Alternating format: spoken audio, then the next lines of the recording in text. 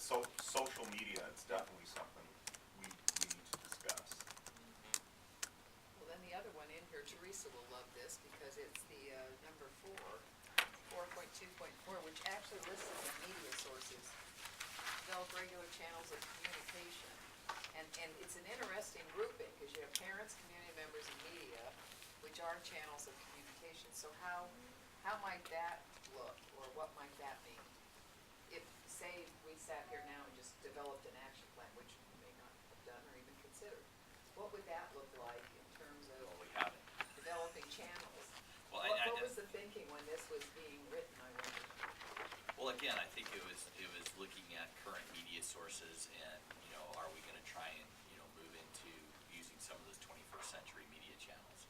And if we are, then obviously we'd wanna develop a strategic plan around that. If we hire somebody that has expertise in developing and maintaining a web page, in my mind, it's somebody that knows how to develop and maintain really social media, not just a web page. And so I think that So is that the was media what social media, or is the media television, newspaper, I think radio? I think it's both. I think Is it- I mean I think How are nowadays we you defining communicate. media? I think you're communicating through social media to media other types of media sources, but you're using your social media, be it a web page, a Facebook page, a Twitter account, whatever it is. Was that what you're that meant, doing. develop regular channels of communication with media sources? Is that through media, or using media sources, or is it with the media? I think I would it's. say- I think it's questioning both. your phrasing. I think it's using it's developing. It's using various media sources to communicate with parents, community members, as well as the media around activities and things that are going on our campuses. So like when we were doing the chefs, the cook-off, for the 4th and 5th graders, being able to use a Facebook account or Twitter or whatever to send that out, so that if there was a media source that was interested in coming, they could come. But also, afterwards, being able to paste on a YouTube, the video, so that parents would have a link to see, what the video looked like. That was going to be able to. But again, having somebody that has the expertise and the knowledge to be able to be on top of all of that and maintain it, because that's the issue. Once you set all that up, you do need to be able to regularly post things on there and to maintain it. Currently, we don't have the capacity, the internal capacity to do that. Well, I'm talking even just thinking beyond that in terms of, say I'm a principal at a school and I have an event coming up. So say, for example, I went to El Monte and they're doing a beautification day. And as a principal at that school, can I pick up the phone and call the paper, call the television station?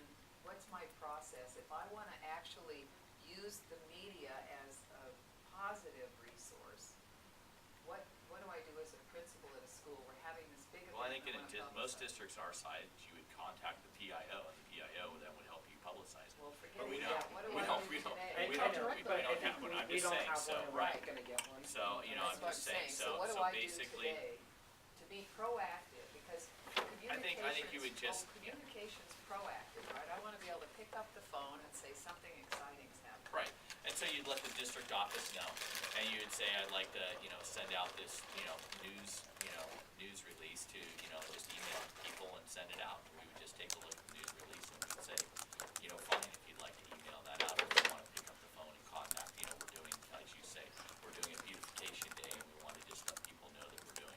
Can I invite the media in as a principal at the school? Can I call, what's her name, Notarangelo? We don't prevent it. I mean, if you let us know, we just let us know. So I could at a site, because in a large district it's difficult because you have a large district. I could pick up the phone and say, we're doing this great beautification day, we've got 250 community members coming in, and can you come over, Teresa, can you come over? So for example, when some of our high schools have a signing date for a basketball player or a softball player, they'll invite the media to come to their library or their event center, and they'll take pictures, they'll write a story, it's public.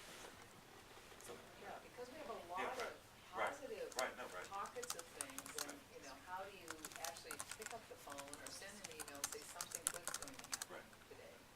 And, attract that in. I wasn't thinking social media when I read that, that's how old I am, I guess, I think. Newspaper, television.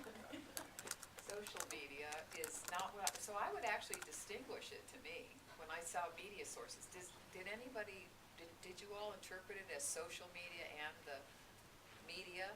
Or- Media refers to all kinds of Well, that's what media. I'm asking. I didn't reference it that way, so it may just be me, but if this were fleshed out in an action plan, that would be distinguished, right? We'd see some social media. Some beautiful things have been, one of the things that Brian is working with, and you can actually create a channel on live stream, and if we wanted to, for a little bit of a cost, we can broadcast and record board meetings and store it on live stream, and from our webpage, we can put a link to the board meeting. I know, to any board meeting, and I know it wouldn't be something that integrated with, board governance, but for a relatively small amount of money, we'd have a page where people could go, and look at board meetings. Another thing is, we could pay a little money, not YouTube. YouTube's kind of the scourge of, school districts. I do have YouTube open for the purified part, YouTube for education, but the rank and file part of YouTube has things that are wonderful to things that are just terrible, and, fights of students and things like that. But if we paid Vimeo a little bit of money, we could turn around and have school sites do things like Stephen mentioned, and publicize themselves, sell themselves, and they would just put a link to their Vimeo video. Come and see this game, see the highlights of this game, see the highlights of the mathletes. I think there's a lot of potential there, and that's kind of where, these are things where we wouldn't even need storage on our own servers because they're hosted elsewhere. So I think that's kind of the thought too that went into it. But as we do that sort of activity, we also have to look at parent permission around photographing students. Yes. And making, because right now, it is positive parent permission to post student pictures on websites and, through other media. So not, yes, it's a positive for the community to be able to access it, but there's changes that we would have to make to board policy around publishing adult photographs as well as student photographs. And I just think the, It sounded like that's where you, I'm sorry, it sounded like that's where you were going shortly, I heard. and I think the fact that, yes, people can send over and say, we want to send this out, is very different from, are they doing it? My sense is, no one's actually doing it, or very rarely doing it. And I think, the cleanup day, or you Thursday night, the mock trial, or, those types of things, I think that's a real opportunity for us, and it's something, we don't have a PIO, no, we're probably not getting a PIO, so I think it means it's incumbent upon literally all of us to become part-time PIOs. It's like, how do we share these really cool things that are going on? Because frankly, one of the reasons why Barbara and I are sitting here is because people are very happy with their individual schools. They do not have the greatest impression of the school district overall.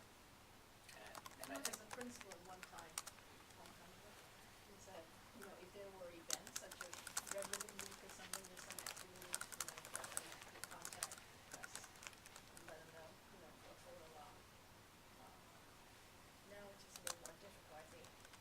I don't think we have any set directions for our principals in the school site. So unless if you're working with a group, a lot of times you rely on the group, who is doing, for example, the day at El Monte. They help them out a lot. I think it's part of that going back, which is why I think we put 4 next to 2 when I originally wrote this, is how to actually welcome people in, and actually welcome the media, welcome community partners. It's all about, if you pick up a phone or send them an email or invite them in before, and help publicize it, it's a better thing to me. So how we use that resource. and I think people default to, well, I'm not going to get in trouble for not publicizing this, and without guidelines, people aren't going to go ahead. And I think that's one of the things we need to help That could provide. be part of the action plan guidelines. Well, see, just- yeah. And then if we're afraid of punishment, then I'm not gonna Well- do it because I'm sitting there going, uh-oh, what happens if they actually come in? Right. Well, and I And I think get slapped. if you look at the Thursday inserts to the Contra Costa Times for each of our communities, you'll see events being publicized there from school sites.